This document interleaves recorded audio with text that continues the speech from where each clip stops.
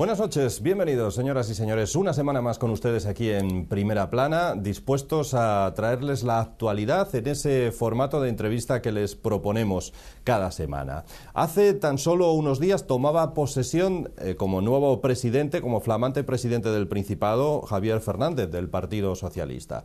Uno de los asuntos que han provocado en los últimos meses, casi en los últimos años, auténticos ríos de tinta en los periódicos es el caso Marea, la presunta vinculación de altos cargos de un consejero incluso de Educación con el recibir regalos a cambio de adjudicar obras o de adjudicar servicios a dos empresas en concreto. Bien, en la toma de posesión de Javier Fernández habló de este asunto, y es que UPyD obligaba al Partido Socialista en ese pacto suscrito a crear una comisión de investigación del caso Marea. Bien, lo curioso del caso es que no parece que el propio Javier Fernández esté muy de acuerdo con la creación de esa comisión. En la toma de posesión dijo dos cosas. Por ejemplo, que seguir hablando de este asunto crea que al final la gente en la calle no quiera a los políticos, rechace a los políticos, y además aseguró que no es necesario una comisión de este tipo porque ya ha habido un peaje electoral que se ha pagado por llevar a cabo ese tipo de actividades. En fin,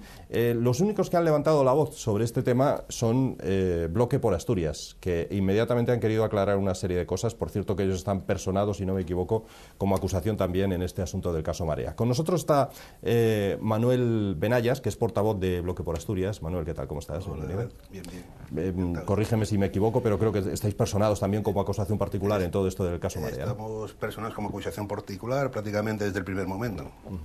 Bueno, ¿y qué te parecen las declaraciones de Javier Fernández? Si te parecen, las recuerdas y nos dices lo que la valoración política es. Las declaraciones fundamentalmente en esos dos aspectos que mencionabas antes, ¿no? Por un lado, el plantearse, que al fin y al cabo, digamos que los políticos, los partidos que están implicados en estos asuntos, los partidos, solventen esta cuestión en las formas electorales. Es decir, los ciudadanos, al fin y al cabo, son los que deben decidir si castigar o premiar este tipo de prácticas, ¿no?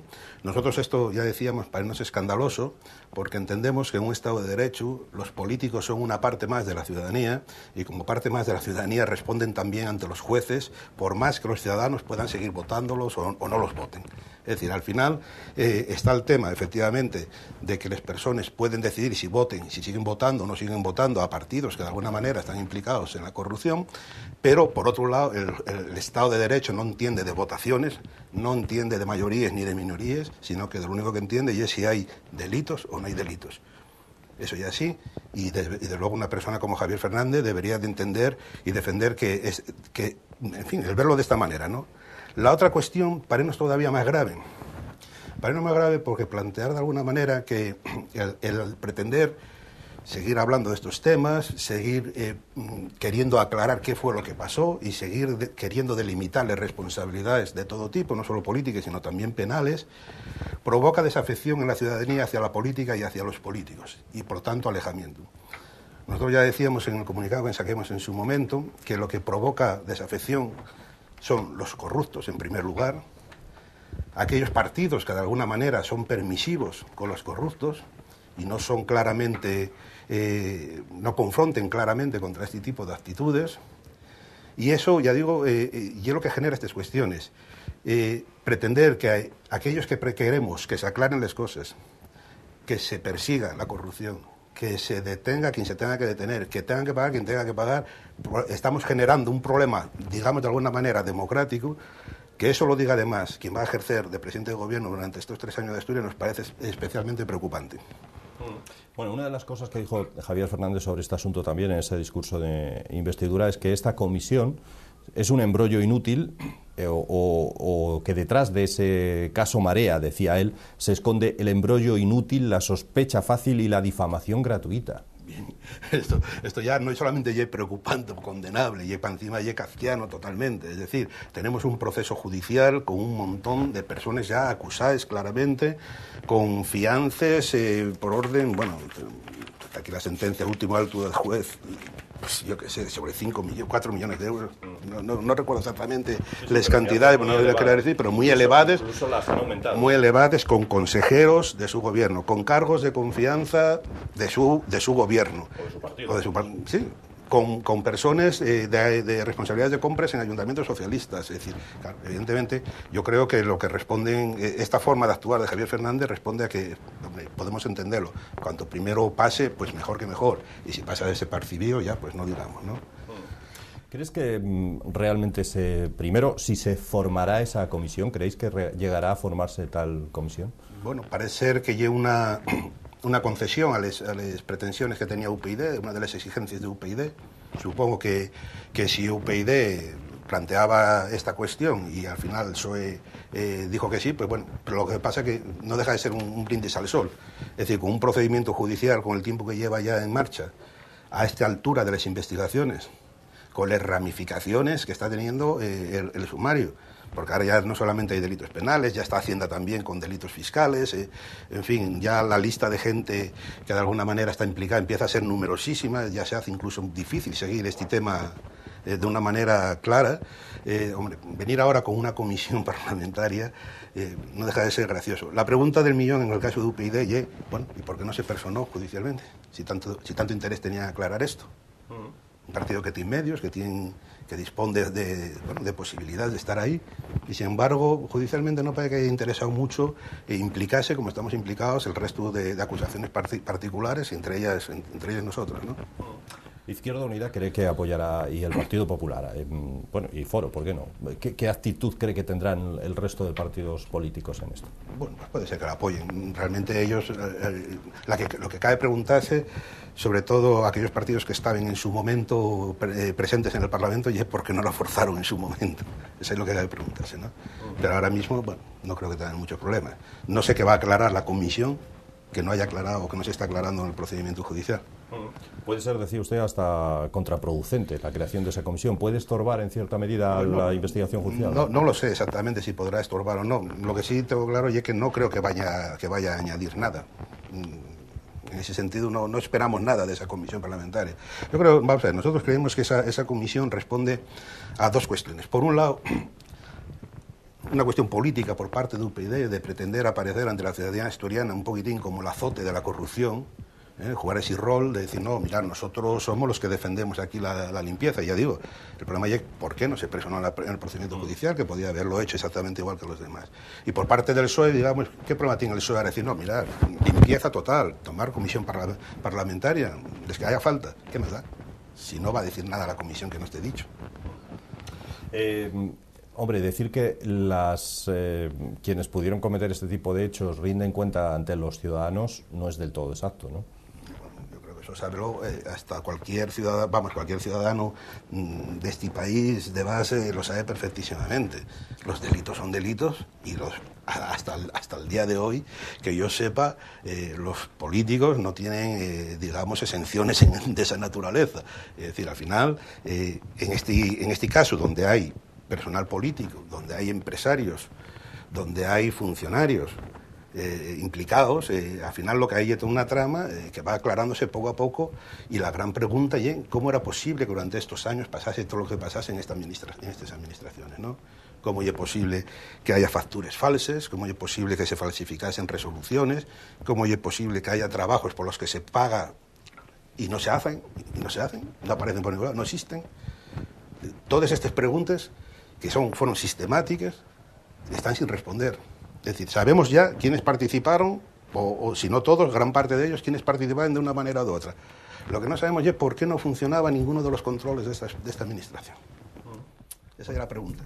Y eso es algo que sin duda merece una explicación, ¿no? Yo creo que merece una explicación y merece que se corrija, pero inmediatamente. Es decir, no puede ser que la misma persona que contrata firma lo que lo recibe. Por ejemplo, a mí se me hace imposible que nadie comprobase si los sobres que estaban contratados se hacían o no se hacían. Es decir, cuando se conformaban las facturas, nadie decía, oye, espera, que yo tengo que firmar aquí que esto está hecho. ¿Cómo es posible? Ahí fallaron completamente los controles. Todo. Está claro que es modus operandi, digamos, que tenía sobre la base de que detrás no había nadie mirando qué se estaba haciendo. Contaba con esa... Yo no sé si los servicios de intervención, si los jefes de servicios, en fin. Sí. Pero lo cierto es que lo que está pasando, cuando uno entra en, por ejemplo, este último auto judicial del juez y repase todo el tema, quedé realmente sorprendido, decir, bueno, ¿cómo podía pasar estas cosas? ¿Cómo podía pasar? Pagar 2 veces por la misma factura. Nadie lo veía, ¿no? Y ahora estamos en situación de crisis, ¿no? Y hay que apretarse el cinturón cuando en muchos casos se ha despilfarrado, ¿no? Claro, no, más que apretarse el cinturón, yo creo que ya no nos va a llegar, vamos a tener que hacer muchos agujeros en el cinturón. Por otro lado, Jamones aquí parece que recibía mucha gente, ¿no? Bueno, esa es la famosa agenda rosa, que parece que no era tan rosa, pero sí, lo cierto es que hay muchísima gente, y es cierto que en principio los regalos que se recibían, pues bueno, a pensar que no eran unas enormes cantidades, pero no es menos cierto que esta pasta, estas empresas se gastaban una buena cantidad de dinero en dar regalos a personas, políticos, funcionarios de todo tipo, que o bien la inmensa mayor parte de ellos o estaban en condiciones de incidir sobre procesos de adjudicación o directamente realizaban actuaciones de compra de suministros o de otros tipos de especies, ¿no? Hombre, pero por un jamón cuesta creer que alguien pueda implicarse de esa manera, ¿no? Cuesta mucho creerlo, de verdad. Pero bueno, la pregunta es ¿por qué la empresa? Entonces, ¿por qué regala jamones a unos sí y a otros no? Porque la empresa se supone que lo regalará por algo, ¿no? Digo yo, no lo sé, esto es como todo. Es decir, supongo que, podrá decirse que supongo que lo dirán, y una práctica comercial para tener contentos a los clientes, me imagino. Bien, sí, sí. El problema es cuando luego, bien asociado a este tipo de otro tipo de actitudes, claro, y entonces todo empieza a complicarse. Bueno, cualquiera puede decir, Bloque por Asturias formó coalición con Izquierda Unida, estuvo gobernando Izquierda Unida con el PSOE y con Bloque por Asturias, ¿y ustedes no recibirían también jamones o lo que fuera en ese tiempo en la Junta? Que en la agenda rosa no venía nadie. No había nadie de Bloque por Asturias. De Bloque por Asturias en la administración había 2 cargos, en el gobierno, 2 cargos, que eran Javier y Rafa, y no, que yo sepa, ninguno de los 2 recibió nada, ni aparece por ningún lado. Y además estoy convencidísimo y segurísimo, y pongo la mano en el fuego donde hay que ponerla, yo sé que eso no se estila, pero yo sí lo hago, conozco muy bien a las personas, de que no admitirían regalos de esta naturaleza. Aparte de en el Principado, ¿puede ser esto de los jamones o de los regalos una práctica habitual también en otras instituciones públicas? Bueno, estoy convencidísimo de que esa práctica y extendida en cantidad de administraciones públicas por parte de estas empresas y de otras. Porque, por ejemplo, usted fue concejal en San Martín del Rey Aurelio durante 2 legislaturas, ¿no? Sí. ¿Y era habitual que recibieran regalos? Bueno, yo puedo decir que yo recibí algunos, pero bueno, yo en todo caso nunca les acepté, eso sí que lo puedo decir. No. Pero regalos que le llegaban a usted y al resto de concejales también. Sí. A toda la corporación. Sí. ¿Regalos cuantiosos o no? No, detalles, vamos. Detalles. Detalles. ¿Y ustedes lo rechazaron? Sí. Y allí sí tenemos copia en el registro municipal. ¿De quién llegaban? ¿De alguna empresa constructora o de qué tipo? Bueno, nosotros teníamos, por ejemplo, yo quiero recordar que hace 8 años, yo creo que la empresa OCA nos llegó a regalar. Sí. Empresas que luego tenían empresas intereses, que conseguían obras. Que siempre tuvieron contratos con el ayuntamiento. Yo con eso no quiero decir que se hayan adjudicado porque los contratos, pero sí, eso es una realidad. Los únicos que no los aceptaban eran eran 2 concejales los que había, ¿no?, de Bloque. Sí. ¿Y ustedes qué hacían con esos regalos? No, los devolvíamos y metíamos escrito en el registro diciendo que no aceptábamos regalos de esa naturaleza. ¿Los devolvían a la empresa que les había hecho el regalo? Devolvíamos al ayuntamiento, porque nos llegaban vía municipal, curiosamente. Bueno, en el ayuntamiento y la empresa se quedarían muy sorprendidos, ¿no? Pues sí, me imagino que... supongo que sí, que se quedarían sorprendidos. Porque lo visto no deben de estar acostumbrados a ello. Pero... ¿Llegaremos a saber toda la verdad de este asunto del caso Marea o qué? Bueno, yo pienso que toda la verdad posiblemente sea muy difícil de demostrar. Ya digo, este proceso judicial ahora mismo tiene una cantidad de ramificaciones que empieza a ser realmente complicado seguir todos los hilos, ¿no? Pero desde luego estamos conociendo mucho de lo que pasó ahí, Y lo que pasó ahí, ya digo, y es especialmente preocupante, porque aparte de demostrar que había corrupción entre cargos políticos, entre altos funcionarios, demuestra también la incapacidad de esa administración para tener unos sistemas de prevención y de intervención ante la actividad, digamos, económica de la administración del Principado, para poder detectar este tipo de situaciones. Es decir, esto no fue un hecho aislado que se dio un día, sino que eran prácticas sistemáticas. ¿No cree que fueran unos funcionarios, por tanto, los que consiguieran enriquecerse a base de la administración sin el conocimiento de sus superiores, de los cargos políticos? como se dijo en un primer momento. Bueno, a ver, lo que está saliendo en el proceso es que hay un consejero, un exconsejero, que está claramente acusado, y hay cargos de alta de confianza, de libre designación, en el caso de María Jesús Otero y de Marta Renedo, que bueno, tienen una responsabilidad tremenda en todos los hechos. Bien, yo pienso que cuando menos hay responsabilidades políticas por parte de las personas que nombraron como cargos de confianza a esas personas, pienso, Había además en ese momento una serie de consejeros que ahora han vuelto a formar parte del equipo de gobierno actual, del equipo de gobierno de Javier Fernández, ¿no? Sí, bueno, está el caso de Graciano Torre, la consejería que vuelve ahora no ya a Industria y Empleo, sino a la Consejería de Hacienda, creo, ¿no? Y bueno, sí, empleo también. Sí. Empleo también, ¿no? Sí. Unifican. Bueno, pero bueno, la verdad en principio no estaba vinculado, no aparece por ningún lado tampoco en esto, Bueno, pues lo último que quiera añadir desde Bloque por Asturias, me temo que este asunto de la Operación Marea, ya decíamos, o del caso Marea, va para largo y estaremos mucho tiempo hablando de este asunto, ¿no? Yo creo que va a seguir para largo. Y lo único que espero y que pido es que el nuevo presidente del gobierno asturiano sea realmente una persona claramente definida y claramente centrada en perseguir la corrupción en el ámbito de la administración. Tiene una oportunidad de oro para limpiar lo que haya podido mancharse dentro de su partido, si es que fuera así, ¿no? Bueno, parte ya lo limpió, digamos. Sí, renovó las listas, sin duda. Renovó las listas, aparte que ya no estaban, que estaban y que ya no están, y que además, bueno, tuvieron responsabilidades en el nombramiento a veces de estos cargos de confianza, personas muy allegadas a ellos, y otros yo creo que bueno, cabe pensar que puede ser que vengan realmente como espero, además, yo creo que sería deseable porque eso lo que sí generaría afección a la política es ver una posición decidida de limpieza, de transparencia, de persecución de la corrupción. Eso ya que generaría que la ciudadanía se acercase, ¿no? Lo otro y es lo que, claro, andar diciendo que preocuparse por ello crea desafección, no hay un buen precedente. Hombre, lo que crea desafección no es que uno denuncie lo que ha ocurrido, sino lo que ha ocurrido en sí, ¿no? No, claro. Y la misión de los periodistas pues seguirá seguir hablando de lo que está pasando y de lo que va apareciendo y se va clarificando, ¿no? En todo caso le daremos esos 100 días que se piden de gracia, ¿no? Para poder ir viendo cómo camina por este asunto, ¿no? Bueno, yo creo, vamos a ver. En todo caso, ya digo, esperemos, y yo de verdad creo que sería bueno para la política en general que desde las máximas instancias autonómicas se enfrentase con claridad este asunto. Manuel Benayas, portavoz de Bloque por Asturias, muchas gracias por estar con nosotros hoy explicándonos todo Gracias esto. a vosotros por darnos la ocasión de explicarnos. Ya les decíamos que seguramente de este asunto del caso Marea seguiremos hablando en otras ocasiones. Nos tiene por desvelar muchas sorpresas este tema. Nos vamos a ir a la publicidad. A la vuelta hablamos de otros asuntos y tenemos otros invitados que son actualidad también en este Primera Plana.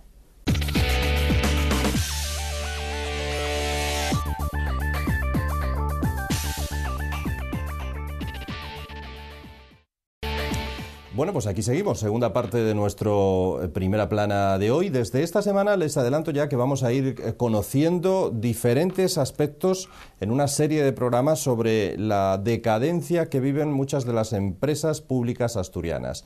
La situación es francamente lamentable para muchas de ellas. Algunas están dentro del ramo de la construcción o de la especulación, como dicen algunos. Por ahí precisamente vamos a empezar con empresas como Sedes o Sogepsa. Hoy queríamos hablar de eso, de la especulación urbanística en Oviedo. Créannos que ha sido difícil encontrar quien pueda hablarnos de este tema, no porque no haya gente cualificada y que sepa mucho, y a lo mejor precisamente por eso, porque sabe mucho no ha querido estar aquí o porque saben demasiado. Es curioso, pero por ejemplo no hemos conseguido traer a nadie de Sedes, de los propios trabajadores incluso, para que nos expliquen cómo van a vivir ese limbo en el que están ahora mismo, una especie de recorte o de regulación que seguramente van a vivir en breve cuando el nuevo gobierno regional así lo decida, y que les llevará pues a no tener unas expectativas claras, un funcionamiento, una gestión.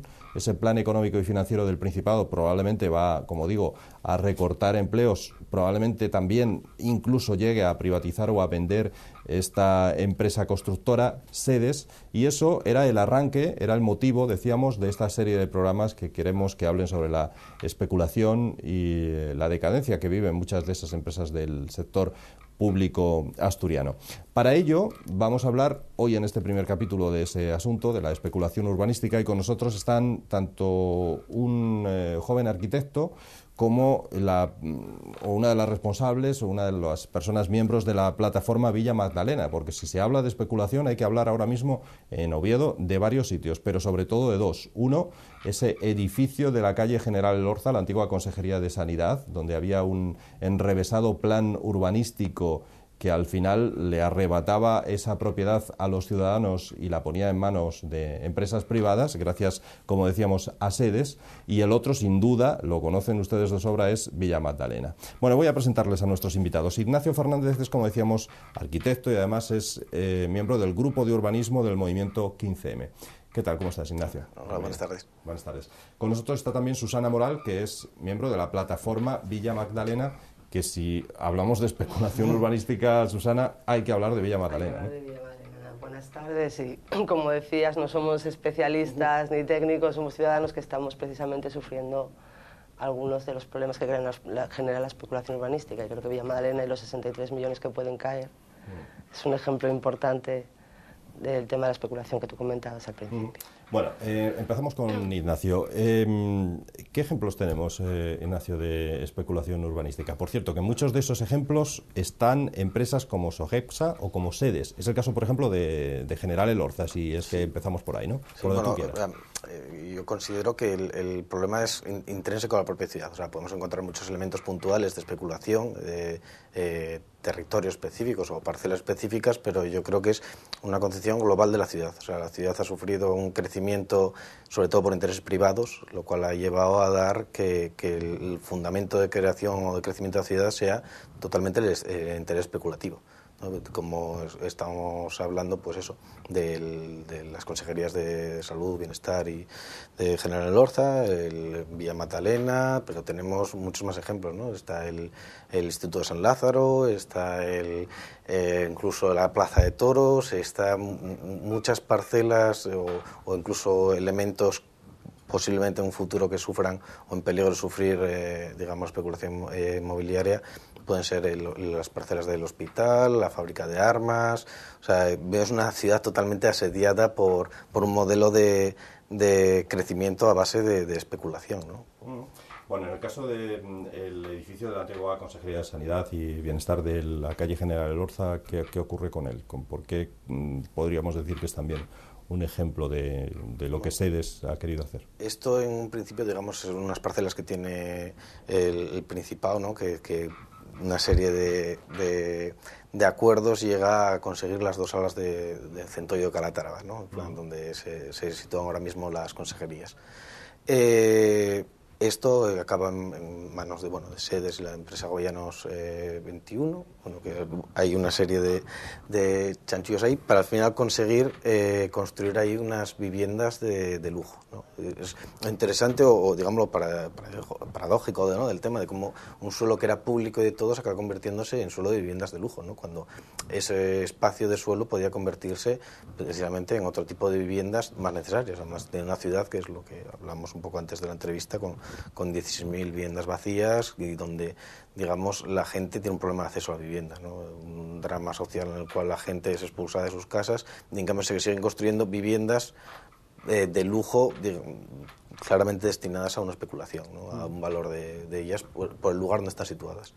O sea que de tener un edificio público, como era la Consejería de Sanidad, en pleno centro de Oviedo, un lugar privilegiado, como es la calle General Elorza, a un paso del centro de todo, de tener un terreno y un edificio público, se pasa a que esos terrenos vayan a ser ocupados para construir viviendas de lujo. No recuerdo la cifra, pero andaba de forma desorbitada, una barbaridad lo que valía el metro cuadrado de una vivienda ahí, ¿no? Sí, y sobre todo un equipamiento que incluso las propias asociaciones de vecinos de la zona pedían para sus propias necesidades, ¿no? Creían que tenían una serie de necesidades que esos espacios podían complementar, ¿no? Y el problema es que este es un ejemplo más a lo largo de todo lo que sucede en Oviedo.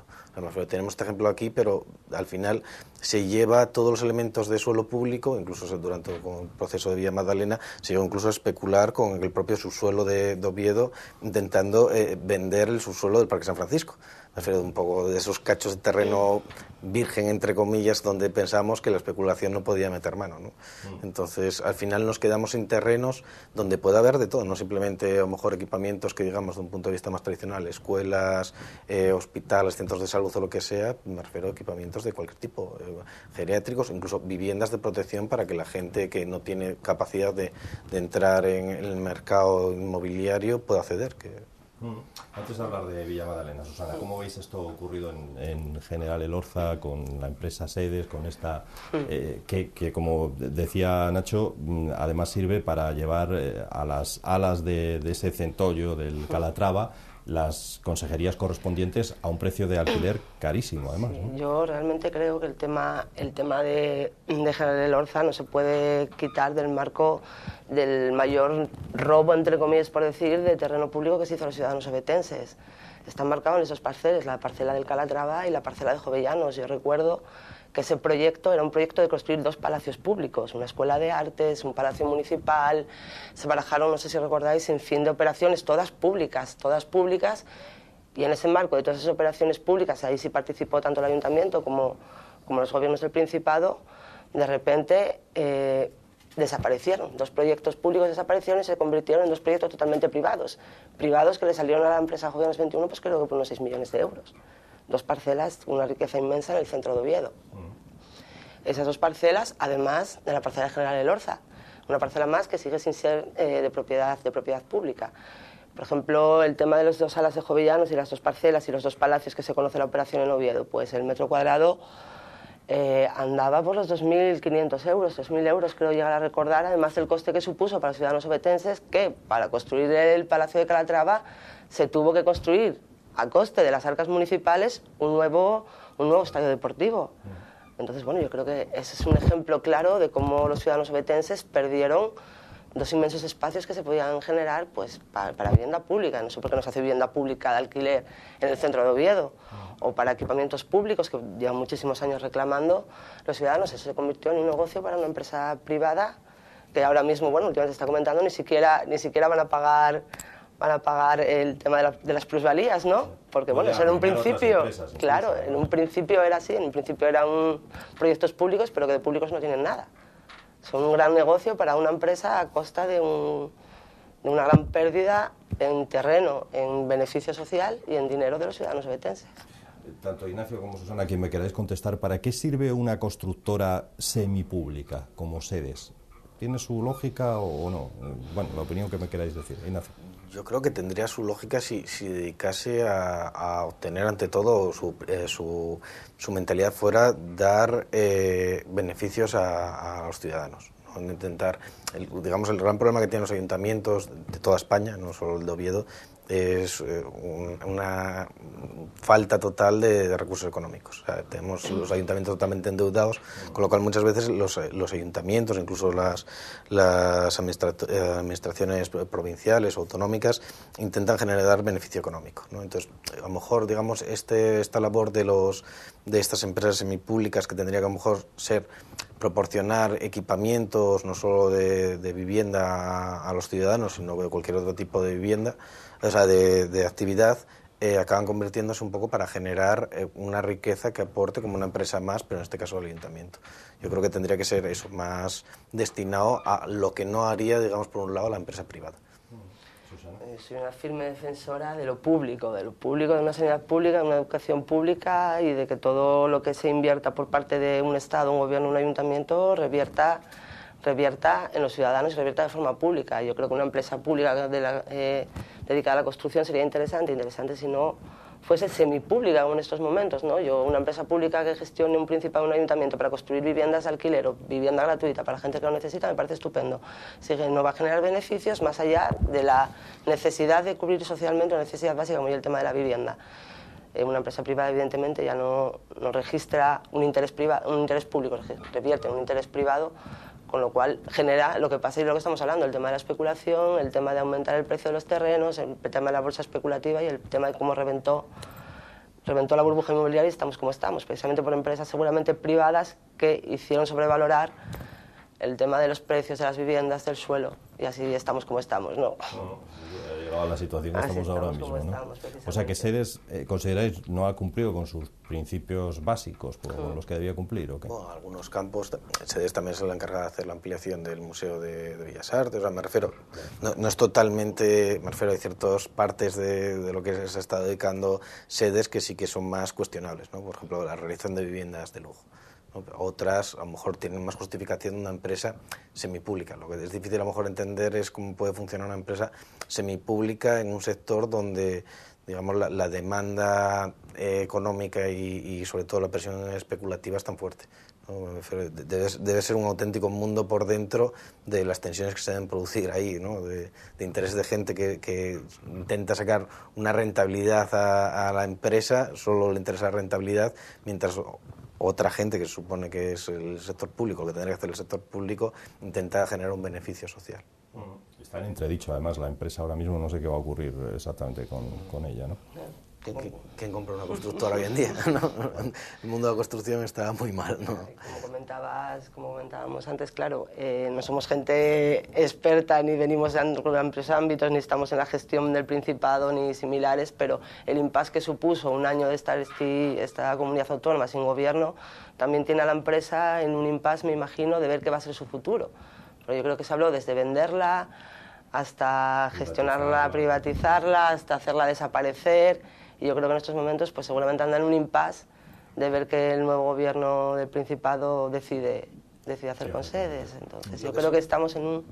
No, lo que es interesante, me refiero, siempre que hay, digamos, un flujo de construcciones, me refiero, es como una serie de ondas donde durante etapas, ¿no? Donde se utiliza más o se realiza más la vivienda libre y luego cuando llegan momentos de crisis se realiza más vivienda de protección, ¿no? Que normalmente las constructoras se amparan en la necesidad de vivienda y el Estado apoya, crea puestos de trabajo a la vez que apoya a estas empresas y crea viviendas para usos sociales. No sé cómo va a afectar esto los recortes tan drásticos que estamos viviendo al hecho de que se empiece a fomentar la construcción de viviendas de protección oficial de cualquier tipo. O sea, solo hay que verlo en Oviedo, cuando salen 1000 viviendas de protección oficial, o sea, se llenan todo el mundo se tiene que intentar conseguirlas. Bueno, es una demanda, o sea, ¿y por qué sigo existiendo esas 16.000 viviendas vacías en Oviedo? Si hay una demanda exigente, ¿no? La cuestión es un desajuste entre precios y vivienda. Una cosa importante también, y es qué tipo de vivienda pública estaba construyendo últimamente. Yo entiendo por vivienda pública una vivienda pública construida por una empresa pública en un contrato de alquiler. Ahí tenemos, por ejemplo, los ejemplos de San Claudio hace un par de años. Yo recuerdo que es una nueva figura, que no recuerdo muy bien cómo se llama, que realmente es una empresa privada la que construye una vivienda que acaba siendo pública, que realmente los problemas que tuvieron en San Claudio, no se llegó a construir ese tipo de vivienda, de gente que dio una señal pensando que era una vivienda pública y no era vivienda pública. O lo que pasó en la corredoría, que estaban pagando, pues yo creo que una chica me comentaba, no sé si estaba pagando 300 o 400 euros al mes de gasoil, y no tenía a quién demandar, porque sí, me dieron una vivienda pública, pero lo hizo una constructora que no era una constructora pública, que es de Barcelona, y a la que yo no puedo exigir, porque me comentaban, a mí me remiten al Principado, el Principado me remite a la empresa, la Consejería de Vivienda para aquí, la empresa para allá, y la que me quedo sin la vivienda soy yo, porque me dieron gato por liebre. Me vendieron una vivienda pública y lo que tengo es una vivienda privada, por más que me quieras decir. Entonces hay que ver también a qué llamamos vivienda pública. Bueno, no sé si, por ejemplo, el caso que contábamos de General Elorza, de ese proyecto y de todo lo que se quería hacer, de, como decíamos, utilizar ese terreno antes público, ahora hacer ahí vivienda de lujo, como consecuencia se traslada la consejería a Calatrava, pagando allí un alquiler carísimo, etcétera. Todo eso está en boca de la gente lo sabe. Es bueno que se sepan este tipo de cosas, porque yo creo que el ciudadano quizá anda un poco despistado en todo esto, no conoce los tejemanejes que se llevan a cabo en las altas esferas políticas, ¿no? Sí, ¿no? Y yo creo que uno de los problemas, me refiero cuando también hablamos antes de el problema de sostenibilidad en las ciudades, no simplemente sostenibilidad económica, ambiental, sino también social, ¿no? Tenemos que hacer un ejercicio de transparencia desde los órganos políticos o el que sea, diciendo, mira, esto se hace por esto, pero el problema, digamos, del mundo de la construcción y del urbanismo ha llegado a ser o tan opaco, se ha querido hacer tan opaco que al final el ciudadano a pie no tiene acceso a esa, o no lo ve claro, o no lo ve, me refiero, el plan general de ordenación urbana, cada 4 años se pone y no creo que nadie sea capaz de entenderlo, ¿no? Y del esfuerzo que tendría que hacer el ayuntamiento porque todos lo entendiésemos, ¿no? Que todos comprendiésemos qué va a pasar con nuestros terrenos o qué modificación va a tener la ciudad es importante, ¿no? Sobre todo y sobre todo es interesante que la propia ciudadanía entre en el debate, un debate con otra modalidad de ciudad, a lo mejor más alemana, ¿no? Donde tienen que pasar para cualquier tipo de obra pública en el barrio, tiene que pasar un pequeño referéndum, entre comillas, una consulta ciudadana, y son los propios ciudadanos los que se produce un debate y deciden pues, si esto va a haber vivienda o va a convertirse en unas piscinas o va a ser lo que sea. Y no es, digamos, como una idea que baja del ayuntamiento y dice, va a ser esto, ¿no? ¿Y por qué? Porque sí, porque esto lo hemos cambiado por esto otro y a cambio no sé qué, y luego no se sabe y os manda un 10% de parcela aquí, y esto yo creo que es todo el trabajo que tendrían que hacer nuestros políticos por explicarnos, ¿no? De por qué sucede todo esto yo creo que es básico en una sociedad si queremos que sea lo más democráticamente abierta. Todo este asunto de, por ejemplo, el edificio del que estamos hablando, en general el Orza, el Palacio de Calatrava, el Vasco, Villa Magdalena, etcétera, lo más curioso es que en muchas ocasiones se produce con la connivencia, por no decir en la mayoría de los casos, con el acuerdo claro, tanto del Principado como del Ayuntamiento ovetense, en este caso. Eso es curioso, incluso aunque fueran de distinto signo político, ¿no? Como es que cuando se produjeron muchos de ellos. Una cosa que debatíamos en todo el grupo de urbanismo de 15M es precisamente estos órganos que regulan todo, tanto desde el punto de vista ambiental como desde el punto de vista urbanístico, ¿no? Que son la cuota y la cama, son totalmente opacos. Nadie sabe cuando se reúnen estos organismos lo que deciden y por qué un plan general se aprueba, y normalmente todos acaban aprobándose, pero no hay ninguna manera de saber lo que se decide ahí dentro. Yo creo que sería un buen ejercicio de transparencia democrática que esto, bueno, estuviera más o menos y supiera qué se habla, porque si no, a lo mejor nos da por sospechar de que, bueno, yo te abro este plan general que te permite estas viviendas en Gijón y tú a cambio me dejas construir, por ejemplo, lo que pasó en el Calatrava, ¿no? Permitir de repente construir un nuevo equipamiento de uso comercial de gran instalación, de centro comercial que está prohibido en el centro de Asturias. De repente la cuota permitió plantarlo si estaba dentro de un edificio singular, creo que decía específicamente, me refiero a salió un artículo, o sea, sacó un documento específico para que el Calatrava, o sea, el centro ya se pudiera construir. Si no, no era inviable, porque legalmente no era inviable, ¿no? Un día se reúnen, llegan ahí y deciden esto y casualmente se construye este edificio, ¿no? Sospechas, ¿no? No quiero sospechar, porque luego... Realmente el tema de los palacios, pues el ayuntamiento cedió los terrenos o regaló los terrenos, que básicamente para mí fue un regalo, y el gobierno del Principado, en ese momento era un gobierno del PSOE de Izquierda Unida, pagó 65 millones de euros por las salas. Entonces, ¿dónde está el beneficio para los ciudadanos? Teniendo además un montón de equipamientos y de espacios públicos que se pueden utilizar por parte tanto del ayuntamiento como del Principado. Yo creo que es una cosa clara de que ahí se cerró un tema, pues intervinieron dos gobiernos, el ayuntamiento, el municipal y el del Principado. Y en el tema de Villa Magdalena yo creo que fue más un tema municipal, más de nada un tema municipal, porque como todos sabemos el tema nos viene, los 63 millones vienen de no haber consignado un justo y precio aprobado, firmado y ratificado en una junta de gobierno. No se ejecutó por parte del alcalde y el equipo de gobierno de aquel momento, y esa no ejecución nos trae ahora pues la losa de 63 millones de euros. Pero evidentemente en este tipo de ámbitos se intervienen ambas parcelas, tanto municipal como el Principado. Y es lo que comentaba, uno de los grandes problemas que tenemos los ciudadanos, y que yo creo que no está un poco más evitados, es que no conocemos el urbanismo. No sabemos cómo funcionan los métodos del urbanismo, no sabemos cómo se hace un plan de ordenación urbana, no sabemos por qué se especula o cómo se especula, y no sabemos hasta que nos viene un gran golpe, como sucedió con Villa Magdalena, que yo creo que por eso aquí en Oviedo estamos un poco más concienciados, porque realmente llevamos años en una campaña de denuncia de qué significa la especulación y qué significa para ti como ciudadano. Y el tema de los palacios pues fue lo mismo. Yo creo que hubo gran movilización en Oviedo que hace que conozcas un poco más, y tenemos más ejemplos, como los 280 edificios que se descatalogan ahora por 846, creo que son algo así, que se descatalogan porque sí. Bueno, estuvo aquí el chico de la UNESCO, no recuerdo cómo se llama, hace tiempo, también absolutamente sorprendido con el tema del Calatrava, semejante edificio ahí, y con el tema de lo de los edificios y lo que estaba pasando en Oviedo, una zona además de gran importancia urbanística, de historia, que se pudiese destrozar de esa manera. Bueno, ya es admirable que no te hayas perdido en la maraña de datos de Villa Magdalena, porque eso sí que es, o sea, tiene que costar estudiarse todo eso y llegar a una conclusión. Bueno, la conclusión sí que es evidente, es lo único que es evidente, pero lo demás es tremendamente complicado, ¿no? Bueno, sí, yo participé, estuve creo que en todo el proceso, desde un principio, desde el 2007, que estalló un poco todo el tema cuando se pidió la retasación. Y sí me dediqué a estudiar, estuve con los vecinos, fui de los que recogí las 11.000 firmas contra el tema del convenio urbanístico de ceder el campo San Francisco. Hay cosas que realmente no te entran en la cabeza, ¿no? Yo no me podía creer que me estés contando que estás accediendo el subsuelo del campo de San Francisco porque tú, alcalde, no quisiste o no hiciste lo que era tu responsabilidad, que era consignar un dinero que te ordenaba un juzgado. Y ahora yo, ciudadana de Oviedo, pues tengo una deuda, pues hablábamos, no sé si eran 500 euros o 1.000 euros por ciudadano por culpa del tema de Villa Magdalena, más un palacete que nos salió a 12.000 euros el metro cuadrado.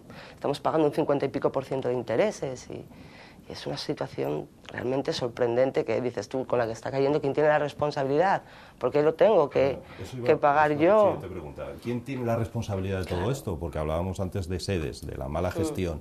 ¿Y quién se responsabiliza ahora de todo esto? Yo creo que eso está pasando, pero ya en todos los ámbitos lo estamos viendo con Bankia, lo estamos viendo con 29.000 millones de euros para Bankia y de repente me anulas 100 millones de euros que vale el tema de mantener las comarcas mineras con el tema del carbón. ¿Y quién es responsable de Bankia? ¿Quién va a afrontar? Porque eso alguien lo gestionó y alguien llevó ese descalabro. ¿Quién es el responsable del descalabro que pueden suponer 63 millones de euros, que además lo sabremos en breve, ¿no? Un par de meses. Pues yo creo que son responsables quienes tuvieron que consignar y no lo hicieron, quienes tenían una obligación firmada y no la hicieron y acarrea estas consecuencias. Y en ese momento, evidentemente, pues era el alcalde, que es el actual delegado de gobierno, Gabino de Lorenzo, y el equipo municipal que firmó. Yo recuerdo a Celso Miranda durante muchos años recordándole al alcalde que tenía que consignar ese justiprecio, que si no iba a venir la que venía. Yo creo que es una responsabilidad patrimonial clara en este caso. Yo no tengo por qué pagar un error que cometiste tú. Además, no se sabe por qué vino esto. Yo recuerdo que 500 millones de pesetes era el coste inicial de Villa Magdalena, y los responsables pues son quienes tienen responsabilidad de ejecutar bien un proyecto y no lo hacen.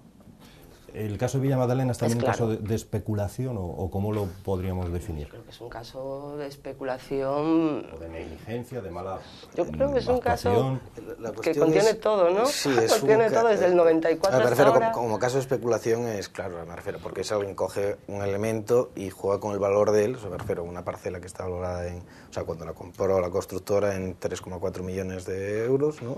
Y acaba valiendo 63 millones de euros, ¿no? Me refiero, sin hacer nada, aprovechando, digamos, el incremento del valor del suelo, acaba beneficiándose. Luego, con respecto a esto de las cosas por atrás, ¿no? Negligencia, incompetencia, me refiero que a lo mejor son términos que se utilizan. Claro, es que dices, ¿qué pretendía? Me refiero, se puede conseguir esa parcela gratuitamente. O sea, me refiero, el ayuntamiento tiene fórmulas urbanísticas, como por ejemplo el caso del Palacete de la Lila, se consigue así. O sea, me refiero, a través de plusvalías del suelo, o sea, tú eres una constructora, pues en vez de la plusvalía del 10% que vayas a hacer en cualquier suelo urbanizable, nos das esta parcela que tienes aquí, que no vas a poder urbanizar nunca, porque está en el plan designada como suelo dedicado para equipamiento público, ¿no? Ese era el convenio en un principio, Claro. porque era una parcela de familia Rato, no nos olvidemos, que es interesante. ¿Y cómo acabó esto de repente en una locura de juicio de no pagar esta consignación? No, me refiero, para que esto fuera incrementándose, dice, o una de dos, o el ayuntamiento, me refiero, yo no creo, o sea, como son capaces de hacer esto con la Lila y no son capaces de hacerlo con Villa Magdalena, o sea, estamos hablando a lo mejor de negligencia o incompetencia, o querían en verdad a lo mejor que les saliese más barato de alguna manera, que eso tendrían que hablarlo con los directivos de la constructora y decirle, oye, nos estamos intentando estafar de aquí de alguna manera, sacarlos a menos precio, pero o había algún tipo de acuerdo que no salió adelante, pero me refiero, fue una gran chapuzada, o sea, no... Sí, Ignacio, que es arquitecto, al final, Ignacio, ¿quién diseña una ciudad urbanísticamente? El problema que tenemos actualmente, digamos que la ciudad es diseñada a través de intereses privados. Me refiero a grandes bolsas de crecimiento, de una burbuja especulativa que había antes con respecto al ladrillo, y en verdad tenemos que replantearnos el modelo de ciudad, ¿no? De cómo la ciudad, en verdad tenemos una ciudad se habla de que la ciudad perfecta está en torno a los 200, 300.000 habitantes, o sea, nos ajustaríamos bastante bien, y pensar cómo reestructurar esta ciudad, ¿no? En plan, yo creo que hay que empezar a pensar en otro modelo totalmente diferente de ciudad, donde, digamos, el propio interés de que la propia ciudad funcione bien, ¿no? Yo creo que no funciona ninguna ciudad en España y gran parte del mundo, o sea, no es sostenible de alguna manera, y que los órganos... El problema es que, claro, de intereses, digamos, el 38% se calcula en los ayuntamientos del dinero de un ayuntamiento viene a través de la construcción. O sea, el ayuntamiento es el primer interesado en que se construya. Y claro, ¿cómo le vas a hacer un ayuntamiento? A lo mejor no tenemos que crecer más y tenemos que pensar en rehabilitar o en hacer otra serie de obras. Claro, nos llegan ahora de repente que está ahí la burbuja inmobiliaria y no se construye más, pues hay que subir el IBI, hay que subir porque el propio ayuntamiento es sostenible.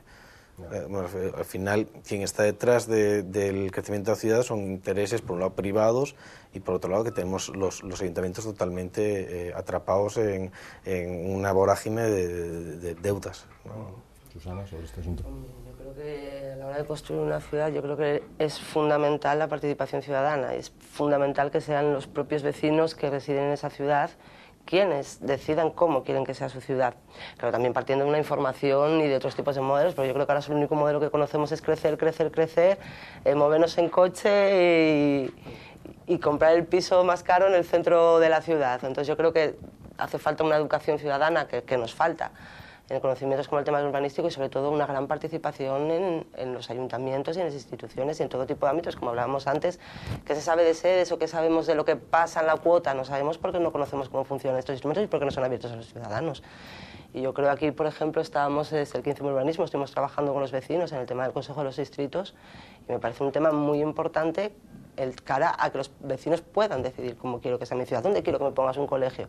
A lo mejor donde están construyendo ahora 11.000 viviendas en Jovellanos, yo quería que me pusieses un colegio, un parque y un centro de salud, que es lo que necesito, no necesito viviendas de lujo. Yo creo que es fundamental la participación y la decisión de los vecinos en qué tipo de ciudad quieren y qué necesitan. Mejor que ellos no saben qué necesitan. Lo mismo en General Elorza. La Asociación de Vecinos de Futbolín lleva añísimos pidiendo esos espacios públicos para centro de salud, para centro social, para centro tal, ¿y qué van a hacer? Bueno, se van a hacer pisos. Bueno, pues miras tú qué tiene que ver lo que necesitan los vecinos con lo que tú, constructora, me estás proponiendo. Y yo creo que eso es fundamental. O sea que la especulación influye enormemente en cómo se desarrolla la ciudad, está claro. Actualmente, me refiero, no, es increíble que el planteamiento de ciudad que estamos viviendo actualmente sea un planteamiento totalmente caduco ya, totalmente abandonado desde los años 40 y 50 por las teorías urbanísticas.